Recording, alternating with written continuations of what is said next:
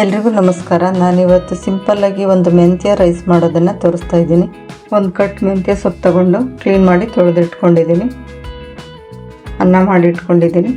ಇಲ್ಲಿ ಒಂದು ಈರುಳ್ಳಿ ಹಚ್ಚಿಟ್ಕೊಂಡಿದ್ದೀನಿ, 2 ಟೊಮೆಟೊ ಹಚ್ಚಿಟ್ಕೊಂಡಿದ್ದೀನಿ, ಸ್ವಲ್ಪ ಹಸಿ ಬಟಾಣಿ, ಪುದೀನ ಕೊತ್ತಂಬರಿ ಸೊಪ್ಪು ಸ್ವಲ್ಪ, ಇಲ್ಲಿ ಶುಂಠಿ ಬೆಳ್ಳುಳ್ಳಿ ಹಸಿಮೆಣಸಿನ್ಕಾಯಿ ಪೇಸ್ಟ್ ಮಾಡಿ ಇಟ್ಕೊಂಡಿದ್ದೀನಿ, ಸ್ವಲ್ಪ ಕರಿಬೇವು, 1 ಸ್ಪೂನ್ ಧನಿಯಾ ಪುಡಿ, ಅರ್ಧ ಸ್ಪೂನ್ ಗರಂ ಮಸಾಲೆ, ಅರ್ಧ ಸ್ಪೂನ್ ಮೆಣಸಿನ ಪುಡಿ, ಸ್ವಲ್ಪ ಅರಿಶಿನ, ಉಪ್ಪು, ಎಣ್ಣೆ ತಗೊಂಡಿದ್ದೀನಿ. ಬಾಣಲಿನಲ್ಲಿ ಎಣ್ಣೆ ಹಾಕ್ಕೊಳ್ಬೇಕು.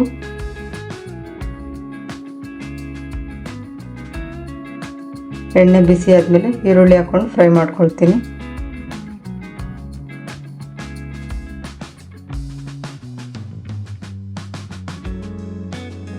ಬಟಾಣಿ ಕರಿಬೇವು ಫ್ರೈ ಮಾಡ್ಕೊಳ್ತೀನಿ.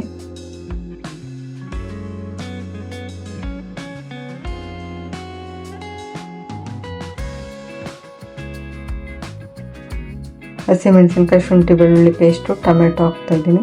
ಇದನ್ನು ಸಹ ಫ್ರೈ ಮಾಡ್ಕೊಳ್ತೀನಿ.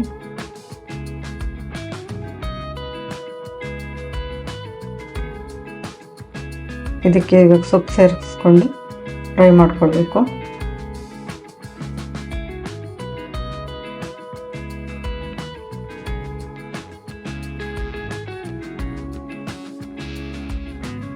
ಪುದೀನ ಕೊತ್ತಂಬರಿ ಸೊಪ್ಪು ಹಾಕ್ಕೊಳ್ತಾ ಇದ್ದೀನಿ. ಉಪ್ಪು ಹಾಕ್ಕೊಳ್ಬೇಕು. ಧನಿಯಾ ಪುಡಿ, ಗರಂ ಮಸಾಲೆ, ಖಾರದ ಪುಡಿ, ಅರಿಶಿನ,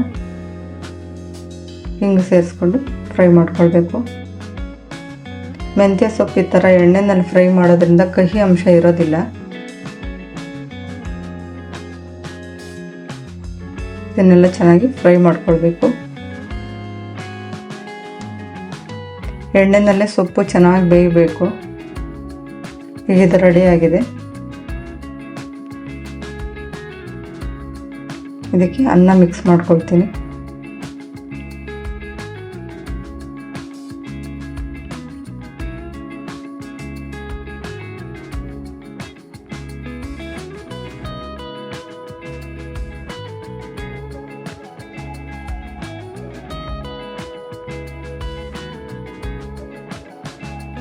ಏನು ಮಸಾಲೆಗಳು ಜಾಸ್ತಿ ಆಗದೆ ಸಿಂಪಲ್ಲಾಗಿ 10 ನಿಮಿಷದಲ್ಲೇ ಮಾಡ್ಕೊಳ್ಬೋದು ಇದನ್ನು.